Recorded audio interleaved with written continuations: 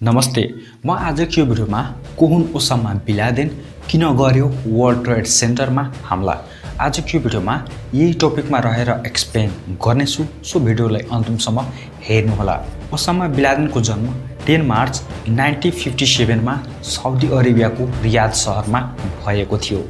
Osama bin लादेनको बुवाको नाम मोहम्मद बिन अवाद bin Laden थियो, जुन कि यसको आफ्नै एउटा साउदी अरेबियामा कन्स्ट्रक्सन कम्पनी थियो। यो कम्पनी मिडल इस्टको सबभन्दा ठुलो कम्पनी मध्ये एक थियो।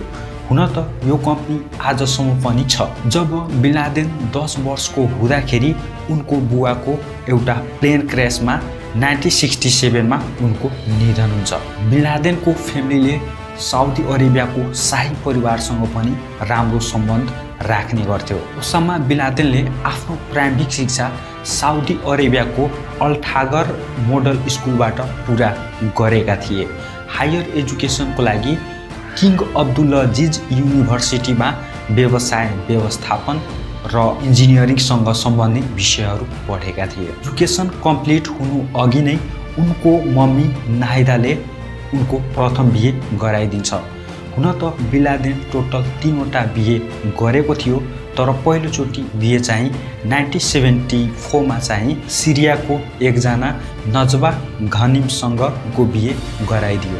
बिन लादेन किशोर अवस्थादेखि नै इस्लामवादीतिर रुचि देखाएको थियो, जसले पछि गर्दाखेरि मुस्लिम चरमपन्थीतिर मोड्न मद्दत गर्यो। बिन लादेन कलेजमा हुँदाखेरि एकजना मान्छेको सम्पर्कमा आउँछ, अब्दुल युसुफ आजमको। आजमले बिन लादेनलाई नाना थरीका कुराहरू सिकाउँथ्यो, ब्रेन वास पनि गर्थ्यो। आजम प्यालेस्टिन र जोर्डनको इस्लामवादी जेहादी थिए र धर्मशास्त्री पनि थियो। 1979 मा सोभियत सङ्घले अफगानिस्तानमा आक्रमण गरेको थियो। त्यसको केही समय पछि नै बिन लादेन धेरैजसो मुस्लिम कट्टरपन्थीहरूको ग्रुपमा सामेल भइसकेका थिए। बिन लादेनले अफगानिस्तानमा रहेको लडाकुहरूलाई मद्दत गर्नको लागि पाकिस्तानको पेसावर भन्ने ठाउँमा जान्छ। त्यहाँ बसेर अफगानिस्तानमा रहेको लडाकु र तिनीहरूको फ्यामिलीलाई आर्थिक मद्दत गर्न सुरु गर्छ। त्यस बीचमा एउटा ग्रुपको स्थापना गर्छ। त्यो ग्रुपको नाम चाहिँ अल-कायदा नाम राखिएको थियो। 1989 मा अफगानिस्तानबाट सोभियत सङ्घ हटिसकेपछि बिन लादेनले आफ्नो फ्यामिलीको बिजनेसमा हेल्प गर्नको लागि साउदी अरेबिया गएको थियो। तर बिन लादेनलाई आफ्नो ग्रुप अल-कायदालाई ठुलो बनाउनु पर्ने थियो। त्यसको लागि बिन लादेनले फन्ड जुटाउन सुरु गरे। बिस्तारै बिस्तारै अल-कायदा एउटा सानो ग्रुपदेखि ठुलो ग्रुप हुन पुग्यो। अल-कायदाको हेडक्वार्टर अफगानिस्तानमा राखिएको थियो। बिस्तारै बिस्तारै यो ग्रुप यति ठुलो भयो कि करिब 60वटा देशमा यसको मेम्बरहरू थियो। बिन लादेनले आफ्नो ग्रुपको मेम्बरलाई स्ट्रङ बनाउन चाहन्छ।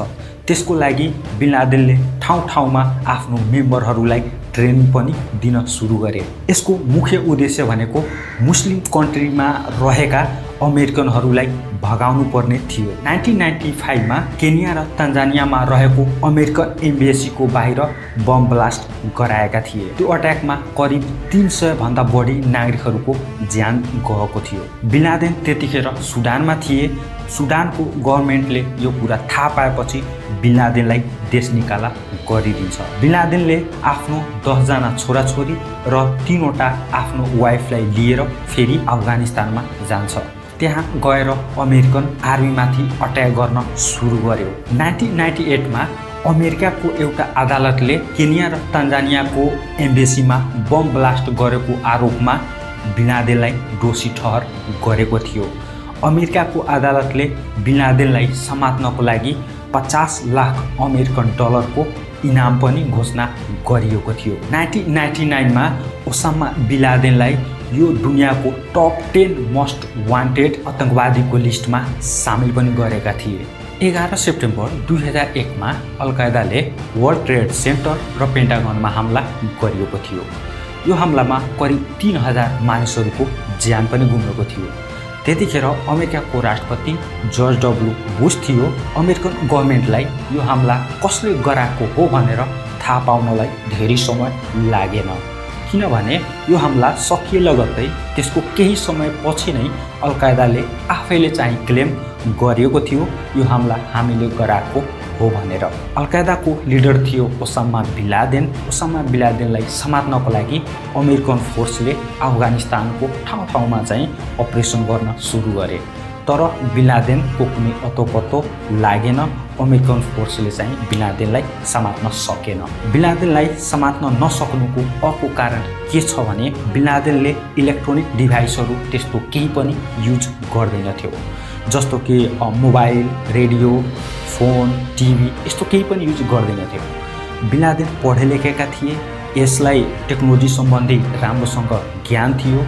यस्तो डिभाइसहरू युज गर्यो भने मेरो लोकेसन ट्र्याक गर्न सक्छ भनेर राम्रोसँग थाहा थियो। एक ठाउँबाट अर्को ठाउँमा मेसेज पठाउनको लागि बिन लादेनले मान्छेहरूलाई चाहिँ राखेको थियो जुन कि सन्देश वाहकको काम मात्र गर्थ्यो। अमेरिकाको सिक्रेट एजेन्सी CIA चाहिँ खोजिरहे तर बिन लादेनको कुनै अतोपत्तो लागेन। 6 वर्षपछि 2007 मा क्युबामा एउटा जेल हो, त्यो जेलमा ठुलो क्राइम गरेको कैदीहरूलाई चाहिँ त्यो जेलमा राख्ने गर्थ्यो। हुन त यो जेल अमेरिकाको हो। अब त्यसमा चाहिँ CIA को टिमले त्यो जेलमा जासुसी गर्न सुरु गर्छ। यो जेलबाट ओसामा बिन लादेनको एकजना सन्देशवाहकको बारेमा पहिलोचोटि थाहा हुन्छ। सन्देशवाहकलाई खोज्नको लागि CIA को टिमले चाहिँ छिलाग्छ, तर त्यो सन्देशवाहक पनि भेट्दैन। ठिक्क 2 वर्षपछि त्यो सन्देशवाहक पाकिस्तानको इस्लामाबादमा रहेको थाहा पाइयो। CIA को टिमले इस्लामाबाद गएपछि तर कुनै क्लु चाहिँ भेट्दैन। 2 वर्षपछि त्यो सन्देशवाहक इस्लामाबादबाट यात्रा गरिरहेका थियो। पछाडि CIA को टिम थियो। त्यो सन्देशवाहक चाहिँ पाकिस्तानको एउटा एब्टाबाद भन्ने ठाउँको एउटा घरमा चाहिँ गयो। त्यो घरको बारेमा CIA ले चाहिँ पत्ता लगाउन सुरु गरे। त्यो एरियामा सबैको घरमा चाहिँ यस्तो इलेक्ट्रोनिक डिभाइसहरू थियो, तर यो एउटा यस्तो घर थियो जसमा कुनै पनि इलेक्ट्रोनिक डिभाइसहरू थिएन। अब यहाँनिर CIA लाई चाहिँ शङ्का लाग्न थाल्यो। शङ्का लागेपछि अब यो घरलाई चाहिँ सेटेलाइटबाट निगरानी गर्न सुरु गरे। सेटेलाइटबाट हेरेपछि यो घरमा चाहिँ 6-7 जनाको चाहिँ फोटोहरू आउँछ। त्यसमा एकजना ओसामा बिन लादेनको फोटो पनि थियो। अमेरिकालाई 100% विश्वास भयो बिन लादेन त्यही घरमा रहेको छ भनेर। अब अमेरिकामा हाई लेभलको मिटिङ हुन्छ। त्यतिखेर अमेरिकाको राष्ट्रपति बराक ओबामा थियो। यो मिटिङमा बिन लादेनलाई समात्नको लागि 2-3 वटा कुराहरू आउँछ। बिन लादेन पाकिस्तानमा रहेको छ भनेर यसको सबै जानकारी पाकिस्तानको सरकारलाई भनिदिने अनि पाकिस्तानको आर्मी र अमेरिकन आर्मी दुवैजना मिलेर बिन लादेनमाथि अट्याक गर्ने। तर यो पोइन्टमा धेरैजनाले चाहिँ सहमत भएन, किनभने यो दुनियाँको यस्तो ठुलो आतंकवादी पाकिस्तानमै रहेको छ भनेर पाकिस्तानको सरकारलाई थाहा नहुने चान्स नै छैन भनेर धेरैजनाहरूले भने। अर्को पोइन्ट रहेको छ बिन लादेनमाथि ड्रोन अट्याक गर्ने। अलिकति मिस्टेक भयो भने के गर्ने, यसमा पनि धेरैजनाले चाहिँ सहमत भएन। अर्को लास्ट पोइन्ट रहेको छ पाकिस्तानलाई पनि नभन्ने, ड्रोन अट्याक पनि नगर्ने, सिधै अमेरिकन फोर्स बिन लादेनको घरमा जान्छ, बिन लादेनलाई मार्छ, डेड बडीलाई लिएर फर्किन्छ। यो कुरामा बराक ओबामाले पनि सहमत भएर आफ्नो फाइनल डिसिजन यही कुरालाई मानेर दिएको थियो। अब मिटिङ सक्यो, अपरेसन गर्नु थियो। त्यसको लागि अमेरिकाको बेस्ट फोर्स C6 को 24 जना कमान्डरलाई रेडी गर्छ। रातिको समयमा अपरेसन गर्नु थियो। अब सबै रेडी भइसकेपछि अफगानिस्तानमा रहेको अमेरिकन बेग्राम एयर बेसबाट यो 3 वटा हेलिकप्टर उडान गर्छ। त्यसमा 24 जना अमेरिकन फोर्स थियो। यो 3 वटा हेलिकप्टर रातिको समयमा उडान गर्छ।